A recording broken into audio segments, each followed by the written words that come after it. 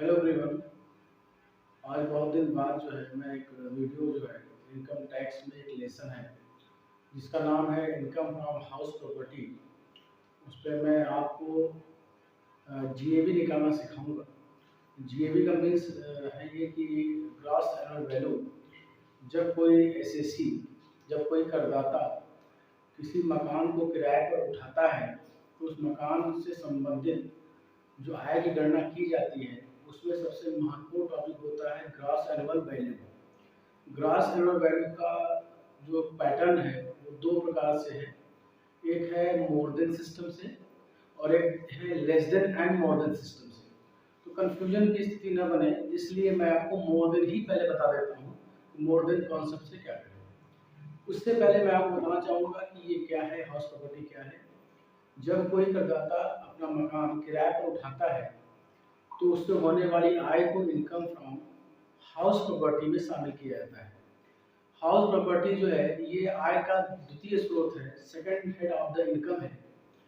और इसमें कुछ शर्तें हैं, मैं बहुत ज़्यादा ब्रीफ आपको कॉन्सेप्ट ना देके छोटा सा बताता हूँ कि इसमें ये ध्यान देना है कि जिस करदाता को टैक्स देना हो मकान उसके नाम रजिस्टर्ड हो, मकान भारत में हो, मकान में उसका कब्जा हो, तमाम ऐसे छोटी छोटी बातों पर ध्यान देना है।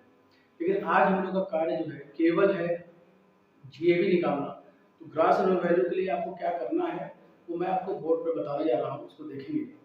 सबसे पहले आपको क्या करना है कि म्युनिसिपल वैल्यू लेना है, नगर पालिका मूल्य लेना है।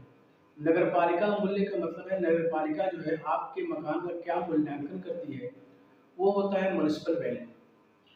फेयर रेंट है जिस क्षेत्र में, जिस एरिया में आपका मकान है, आपके मकान से मिलता जुलता जो मकान है उसकी वैल्यू क्या है, it is called is comparative rent. आपके मकान उस मकान की जो तुलना की जाएगी उससे जो रेंट निकल के आएगा उसे बोलेंगे हम फेयर रेंट। तीसरा होता है स्टैंडर्ड रेंट। स्टैंडर्ड रेंट जो होता है वो वहां पर लागू होता है जहाँ हाउसिंग कंट्रोल बोर्ड होती है, जो मकान किराया अधिनियम पर के द्वारा नियंत्रण में रहती है। हाउसिंग कंट्रोल बोर्ड का ये कार्य है केवल देखना कि जो जिस क्षेत्र में हम लोग हैं उस क्षेत्र में कितने मकान किराए पर उठे हुए हैं उनका पता लगाना और उन पर जो है टैक्स की वसूली करना। तो हाउसिंग कंट्रोल बोर्ड जो है जो किराया निर्धारित करती है उसे बोलते हैं स्टैंडर्ड रेट। अब आपको ध्यान देना है कि जब आप म्युनिसिपल वैल्यू फेयर रेंट में जो मोर देन होगा, ध्यान रखेंगे मैं आपको जो बता रहा हूँ उस पर फोकस करेंगे। म्युनिसिपल वैल्यू फेयर रेंट में जो अधिक होगा उसे बोलेंगे हम एक्सपेक्टेड रेंट। एक्सपेक्टेड रेंट का मतलब होता है संभावित किराया, मान लिया जाएगा कि ये किराया है। लेकिन अगर फेयर रेंट और म्युनिसिपल वैल्यू के साथ स्टैंडर्ड रेंट भी है तो ये ध्यान रखना है कि फेयर रेंट में जो अधिक है उसको तो आप ले रहे हैं, लेकिन स्टैंडर्ड रेंट से दोनों छोटे होने चाहिए। अगर ये दोनों में से कोई बड़ा हुआ तो ये मान लेंगे कि स्टैंडर्ड रेट जो है ये एक्चुअल में एरर इन्फॉर्मेशन है, स्टैंडर्ड रेट को ही हम एक्सपेक्टेड रेट मानेंगे। ठीक है, तो ये ध्यान रखेंगे आप फिर से कि municipal value and fair rate which your mode, एक नंबर और दो नंबर में जो बड़ा होगा उसको हम लेंगे, लेकिन ध्यान रहे but not more than from 3, लेकिन स्टैंडर्ड रेट से वो बड़ा नहीं होना चाहिए।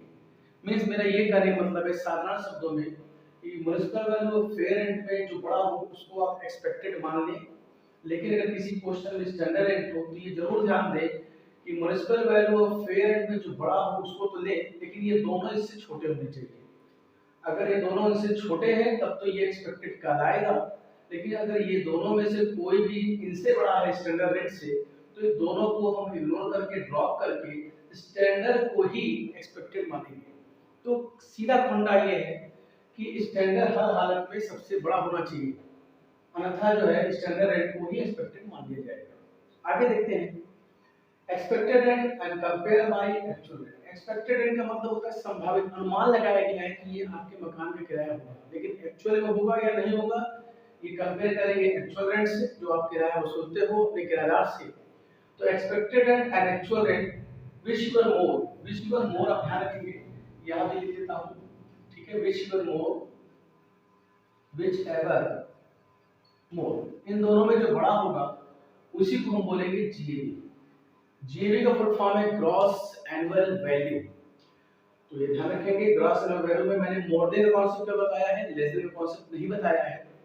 अगले वीडियो में मैं आपको बताऊंगा कि लेस देन क्यों नहीं बताया गया, ठीक है, वो आपको पूरा कॉन्सेप्चुअल में बताऊंगा। लेकिन एक बार फिर से मैं जीबी जो है मोर देन के माध्यम से निकालना बता देता हूँ। एक बार लास्ट में वीडियो के अंत में फिर से बता रहा हूँ, municipal value and fair rent which इवर more, fair rent और म्युनिसिपल वैल्यू में जो बड़ा हो उसको ले, लेकिन वो स्टैंडर्ड रेंट से बड़ा ना हो। अगर म्युनिसिपल वैल्यू फेयर रेंट में जो बड़ा होगा वो एक्सपेक्टेड कराएगा, लेकिन अगर स्टैंडर्ड रेंट इन दोनों से छोटा है तो स्टैंडर्ड रेंट को ही एक्सपेक्टेड मान लिया जाएगा। कंपेयर बाय एक्चुअल रेट, इन दोनों में जो बड़ा होगा वो मान लिया जाएगा आपका which we about it is called GAV, gross annual value. Less than का कॉन्सेप्ट हम लोग इसलिए कंसीडर नहीं करते जब मकान किराए पर उठा हो, जरूरी नहीं कि 12 महीना किराए पर उठा हो, कभी कभी मकान किराए पे खाली होता है, कभी कभी आपको 11 महीने किराया मिलता है।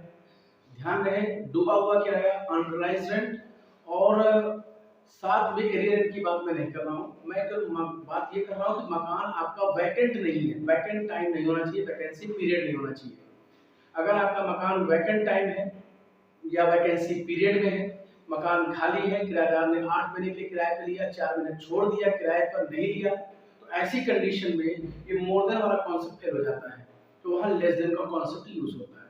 लेकिन अगर आप चाहें तो मोर देन के कॉन्सेप्ट के बाद भी वैकेंट टाइम को माइनस कर सकते हैं, लेकिन ध्यान रहे वैकेंट टाइम जो है एक्चुअल किराए की रेंज में माइनस होता है, ठीक है, ये आपको ध्यान में रखना है। तो इस वीडियो में मैं इतना ही आपको बताऊंगा, शॉर्ट वीडियो बना रहा हूँ जिससे आपको ग्रॉस वैल्यू निकालने में आसानी हो।